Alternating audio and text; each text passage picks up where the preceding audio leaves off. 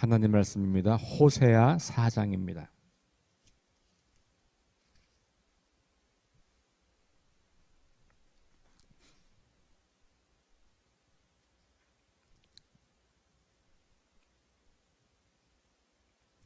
호세아 4장 1절부터 5절까지 말씀을 우리 함께 봉독합니다. 이스라엘 자손들아, 여호와의 말씀을 들으라. 여호와께서 이 땅 주민과 논쟁하시나니 이 땅에는 진실도 없고 인애도 없고 하나님을 아는 지식도 없고 오직 저주와 속임과 살인과 도둑질과 간음뿐이요 포악하여 피가 피를 뒤이음이라. 그러므로 이 땅이 슬퍼하며 거기 사는 자와 들짐승과 공중에 나는 새가 다 쇠잔할 것이요 바다의 고기도 없어지리라. 그러나 어떤 사람이든지 다투지도 말며 책망하지도 말라.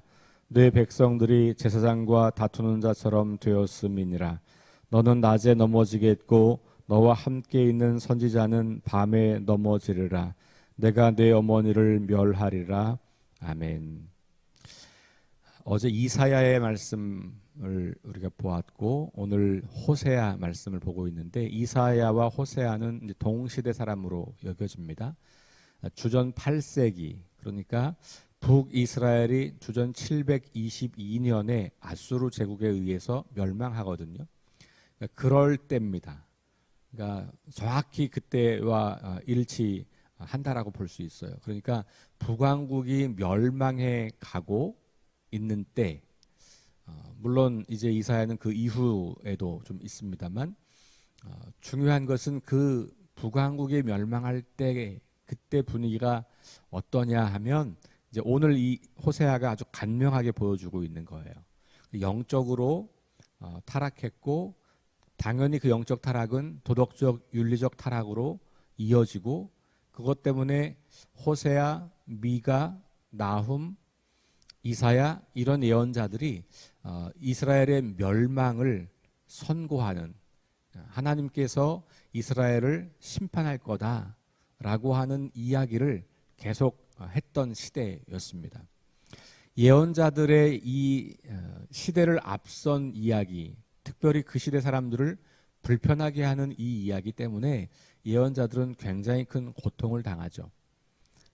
그래서 고난과 고통 속에서 사람들이 그 말씀을 듣는 것을 싫어하죠. 왜냐하면 이거 뭐 저주하는 메시지잖아요. 너네 다 멸망한다. 하나님이 너희를 심판할 거다. 근데 뭐 심판의 징조가 그렇게 보이지 않아요. 그런데 그 심판의 징조는 결국은 전쟁으로 인한 멸망이 되는 것이죠. 하나님께서 아수르라고 하는 이방 나라, 하나님을 알지 못하는 이방 나라를 잠시 사용하여서 하나님 백성 이스라엘을 심판하고 있는 그런 메시지들이 계속해서 나올 때예요. 그러나 이스라엘 백성들은 전혀 거기에 귀 기울이지 않고 계속해서 자기들이 살던 삶의 방식을 고수하는 그런 모습을 성경을 통해서 우리는 보게 돼요. 그런데 그동안 우리는 이제 이 말씀들을 그 국가에 대한 심판, 또 한 민족에 대한 심판, 사람들에 대한 심판으로만 주로 읽었죠. 그거 틀리다는 얘기가 아니고, 그런데 그 관점을 조금 더 넓혀보면 그것이 사람이나 국가나 민족을 더 넘어서 온 세상 피조물에 연결된다는 것을 보게 돼요. 그러면 잘못은 인간이 했는데 온 피조물이 함께 고통당하고 함께 멸망하는 그런 모습을 갖게 되는 거죠. 그러니까 사람과 온 세상 하나님 만드신 피조 세계는 분리될 수 없는 공동 운명체다. 어제도 동일한 말씀을 드렸어요. 자, 오늘 말씀 보세요. 이스라엘 자손들아, 여호와의 말씀을 들으라, 이렇게 이야기를 하면서, 이건 전형적인 예언자들이 말을 시작할 때 하는 표현이에요. 그러니까 이거 내 얘기 아니다, 하나님께서 주시는 말씀이야 라는 이야기를 하는 거예요. 예언자들의 공통점은 하나님께로부터 받은 말씀을 전달하는 거예요. 그러니까 여기 예언이라고 하는 말은 앞니를 점친다는 의미가 아니고 맡은 말씀을 전한다는 의미예요. 그래서 여기 한자로 예자가 예금하다 할 때 예자예요. 예금. 예금은 돈을 은행에 맡기는 거잖아요. 맡길 예자, 예탁 이런 말이에요. 그러니까 근데 우리는 예언 그러면 그냥 뭐 내일 어떤 일이 일어날 거야 뭐 이런 얘기를 주로 많이 하지만 성경의 예언의 원래 의미는 앞일을 내다본다는 말이 포함되어 있긴 하지만 그게 진짜 중요한 의미가 아니고 예언의 핵심은 하나님께서 말씀을 맡겨주셨고 그 맡은 말씀을 사람들 앞에서 전한다라는 거예요. 그래서 앞에서 미리라고 하는 말은 주로 시간을 앞당긴다는 의미보다는 사람들 앞에서 혹은 하나님 앞에서라고 하는 공간적 의미가 훨씬 더 강하게 여겨집니다. 그런데 그 내용상으로 보면 너네 그렇게 살면 망한다라고 하는 앞일을 이야기하는 것은 분명하죠. 성경에 나오는 예언서들의 이야기에서 예언은 사사롭고 개인적인 운명에 관한 이야기가 아니고 우리가 요즘에 뭐 점쟁이들한테 가서 뭐 말하는 그런 수준이 아니고 이스라엘 백성들이 하나님 앞에서 어떻게 될 건가라고 하는 국가적인 차원의 이야기들인 것이죠. 그래서 어쨌든 하나님의 말씀을 들으라 이렇게 이야기하는 거예요. 내 얘기 아니다. 내가 공부한 거 아니고 내 사상이 아니고 하나님이 나에게 말씀을 맡겨주셨고 나는 그 말씀을 너희에게 전한다. 그러니까 예언자는 사실은 자기 말 하는 사람이 아니고 지금 우리식으로 말하면 대변인 같은 거죠. 대변인. 대변인은 자기 말 하는 사람이 아니잖아요. 대변인이 자기 말 하면 바로 잘립니다. 하나님의 말씀을 전하는 거예요. 자, 그 첫 번째 단락이 이제 문장이 그거고 그 다음에 나오는 이야기. 자, 4장 1절에 보면 여호와께서 이 땅 주민과 논쟁하신다라고 말하면서 마치 이 자리를 하나님과 이스라엘 백성들 사이에 이렇게 변론하는 법정에서 변론하는 듯한 장면으로 묘사를 하는 거예요. 그러면서 하나님께서 뭐라고 말하냐면 이 땅에는 진실도 없고 인애도 없고 하나님을 아는 지식도 없고 저주와 속임과 살인과 도둑질과 간음뿐이고 포악하여 피가 피를 뒤잇는다. 이렇게 이야기를 해요. 하나님께서 지금 변론, 논쟁한다 이 말은 뭐냐면 이스라엘 백성들에게 야 내가 지금부터 말할 테니까 잘 들어보고 변론할 거 있으면 변론해봐 라고 이제 그런 느낌이라는 거예요. 법정에서 원고 피고가 있는데 원고가 쭉 이야기하면 피고가 또 이야기하고 물론 이제 변호사가 대신 합니다만 그런 느낌인 거예요. 하나님이 보시기에 지금 이스라엘은 완전히 타락한 거예요. 그 타락의 내용이 뭐냐면 진실 없고 인내 없고 하나님 아는 지식도 없고 첫 번째는 여기 성품과 관련된 것들이죠. 그죠? 이 인내, 진실함, 인내 이런 거는 성품과 관련된 거예요. 성품이 바뀌는 건 굉장히 오래 걸려요. 그렇죠. 저도 마찬가지인데 제가 쭉 지나고 보면 제 한 성품이 이렇게 변하는 것은 몇십 년 걸리는 것 같아요.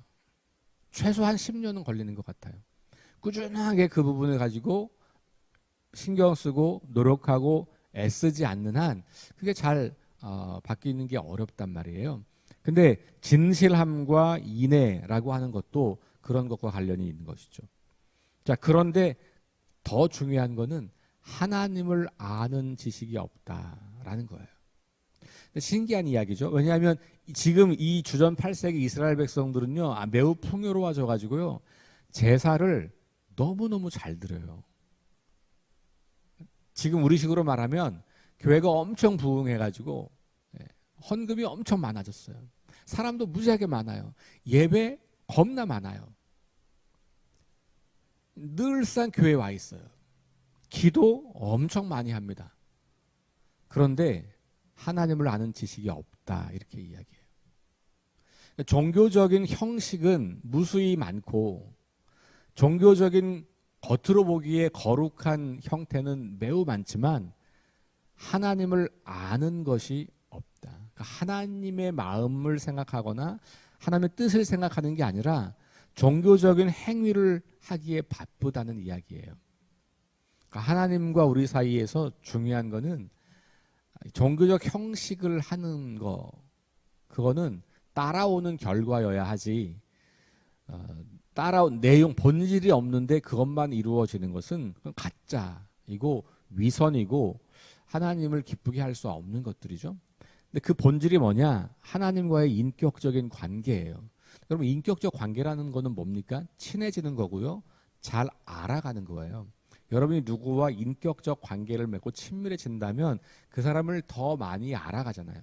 계속 알아가는 거예요. 그 알아감이 많아질수록 그 사람을 사랑할 수 있기 때문에 그래요. 그러니까 알아가고 사랑하는 것이 핵심인데 그거에 관심 없어요. 하나님이 누구신지 관심 없어요. 그냥 내가 제사를 열심히 해서 재앙을 피할 것, 복을 받을 것, 여기에만 관심이 있는 거죠. 그러니까 예배에 관심이 있는 게 아니고 결국은 자기에게 관심이 있는 거죠. 예배는 내가 잘 먹고 잘 살기 위한 수단에 불과한 거예요. 그게 이 주전 8세기 이스라엘 백성들의 모습이었기 때문에 호사야가 보기에 하나님을 아는 지식이 전혀 없다는 거예요. 예배는 넘쳐나지만, 재물은 넘쳐나지만, 제사장은 넘쳐나지만, 성전에는 사람들이 바글바글하지만 하나님을 아는 지식이 없다.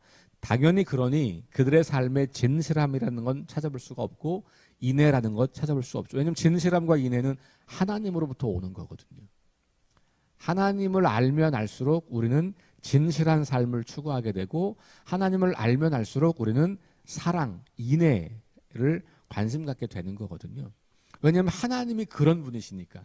하나님에게는 거짓이 없는 분이고 하나님은 끝까지 참으시고 사랑하시는 분인데 우리는 종교 활동은 열심히 하지만 진실하지 않으려고 하고 인애를 버리려고 하고 나한테 이익이 되는 것만 찾아가는 것. 이게 그 당시 이스라엘 백성들의 모습이었다고 호세아가 아주 호되게 이야기하는 거예요.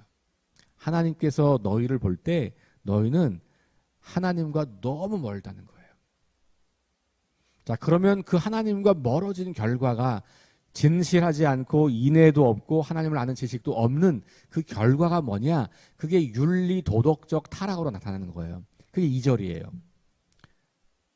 저주, 속임, 살인, 도둑질, 간음, 포악하여 피를 흘리는 거. 여러분 보세요. 이거 다 진실과 인애와 다 연결되잖아요. 진실하지 않기 때문에 저주, 속임, 살인, 도둑질, 간음, 피를 흘리는 행위들, 이거 진실하지 않은 것, 사람들을 사랑하지 않는 것, 하나님이 가장 싫어하는 것들, 이런 일들을 서슴지 않고 행하고 있는 거예요. 뭐와 더불어서? 예배와 더불어서. 성전에 올 때는 거룩한 모습인데 일상을 살아가는 모습은 가장 거룩하지 않은 삶을 살고 있는 거예요.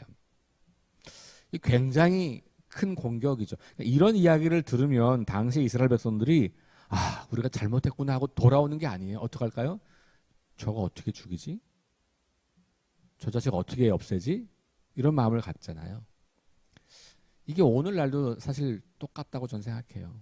우리에게 직언하고 우리의 모습을 똑바로 보라고 하는 사람들이 불편해요, 사실.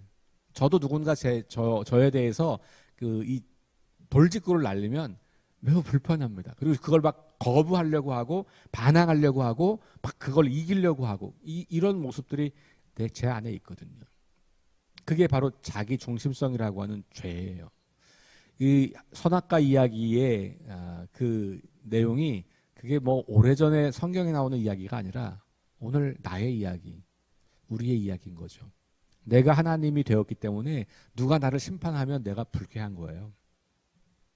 내가 모든 걸 결정할 수 있고 내가 모든 걸 통제할 수 있어야지 누군가 나를 통제하기 시작하면 아주 불편하고 힘들거든요. 그런 모습들. 그러니 당시 호세아나 이사야나 이런 예언자들은 정말 목숨을 내걸고 이 말씀들을 전하는 거죠. 실제로 예언자들이 많이 목숨을 잃기도 했죠. 고난을 당하기도 했고. 그러니 이 심각한 죄, 하나님을 예배하는 것 같지만 정말 거룩한 사람처럼 보이지만 하나님의 눈에는 하나도 거룩하지 않고 정말로 패역한 존재들에 불과한 그런 이스라엘을 봅니다. 자, 그리고 나서 3절, 그 결과가 뭐냐? 땅이 슬퍼하며 거기 사는 자와 들짐승과 공중에 나는 새가 다 쇠잔할 것이요 바다의 고기도 없어지리라. 흥미로운 얘기예요.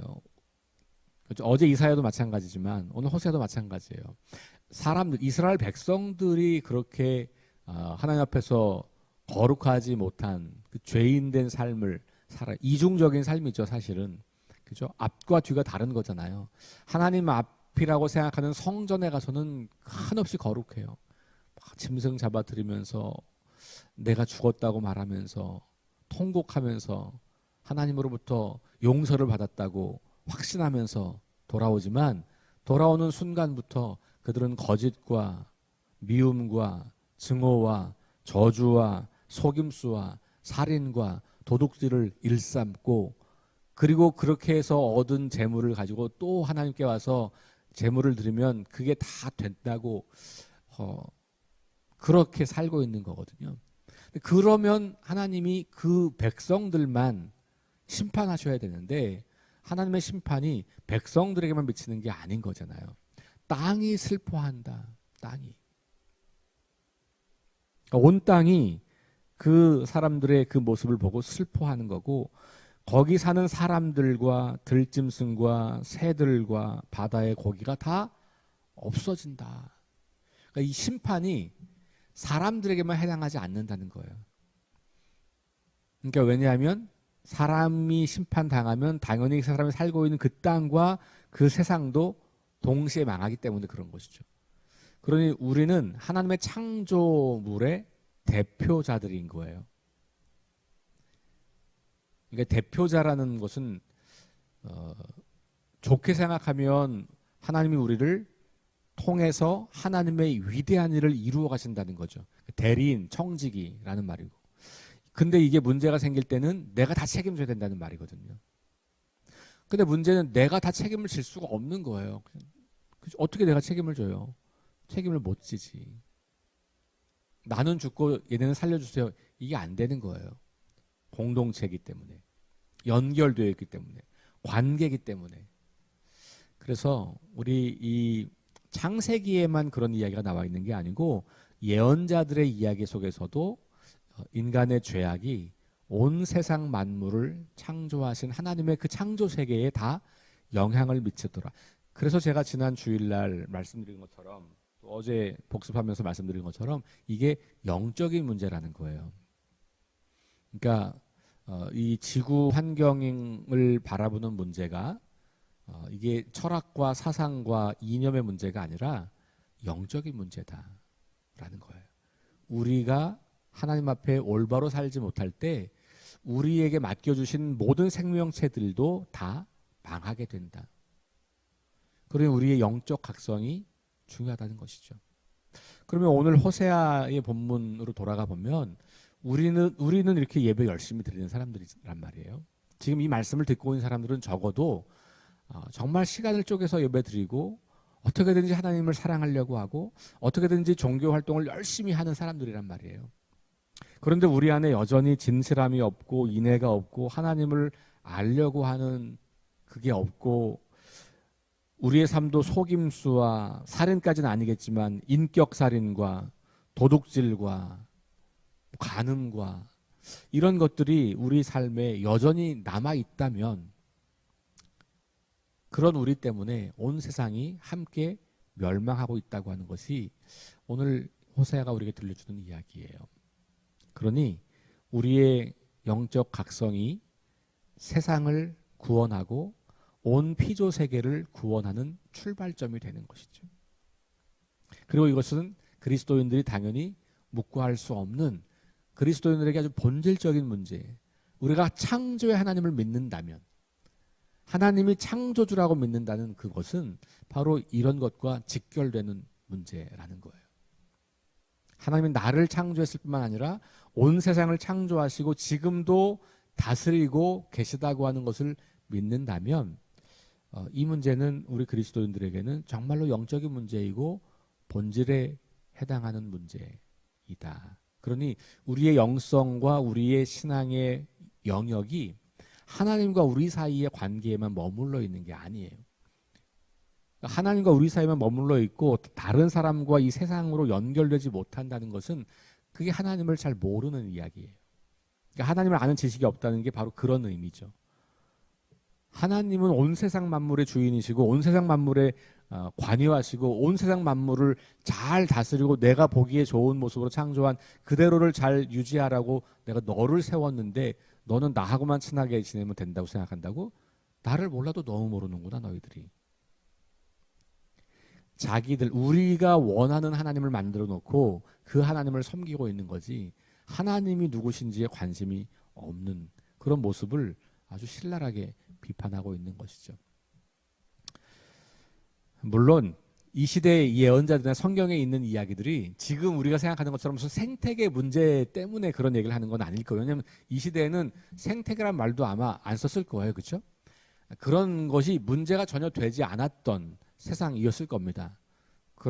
그러니까 맥락은 좀 다를 수 있겠지만 그 땅이 다 하나님의 심판과 멸망을 받을 거라고 하는 이야기이긴 하지만 오늘 우리 21세기에 우리가 이 성경을 읽을 때에는 이게 생태계라는 단어가 떠오를 수밖에 없죠. 인간과 자연과 모든 생명체가 연결되어 있고 우리가 하는 작은 행위들이 다 그들에게 영향을 미치고 있고 그러니 우리가 하나님 앞에서 올바른 삶을 사는 것과 이 자연 세상을 바라보고 살아가는 것이 먼 게 아니고 아주 밀접한 관련이 있다고 하는 것을 우리가 계속 고민하게 되는 겁니다.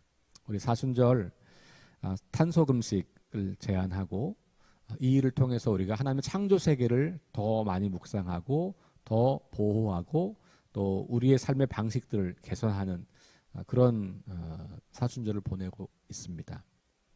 여러분들이 오늘 주어진 활동도 한번 잘 참가해 보시고 오늘 이 말씀 기억하면서 우리가 하고 있는 일이 모든 피조 세계에 영향을 미치고 있다라고 하는 것을 기억하면서 영적으로 각성하고 깨어 있고 특별히 하나님의 이 창조의 영역과 세상을 더 크게 보면서 하나님을 더욱더 알아가며 사랑하고 하나님이 사랑하시는 모든 이 땅의 만물들을 사랑하고 회복하는 일에 힘쓰는 저와 여러분 될 수 있기를 주의 이름으로 축원합니다.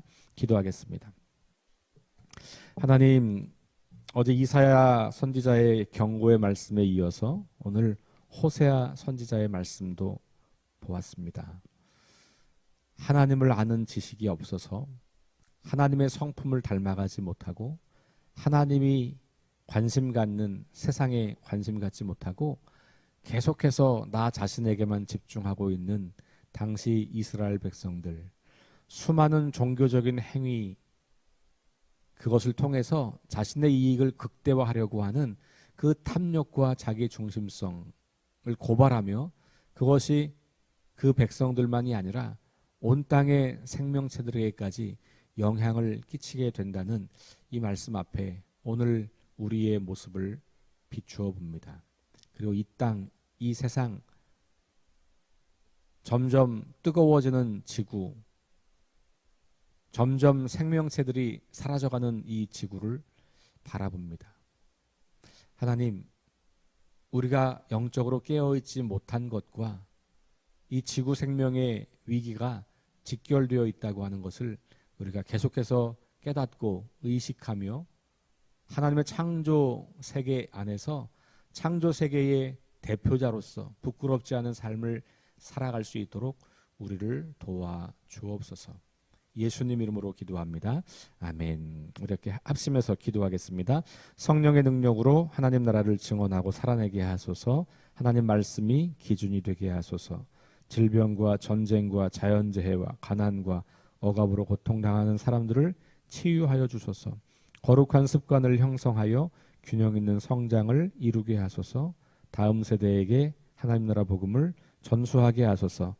하나님의 창조 질서를 보호하고 회복하는 일에 앞장서게 하소서. 우리 함께 합심해서 기도하시고 개인 기도하고 돌아갑니다.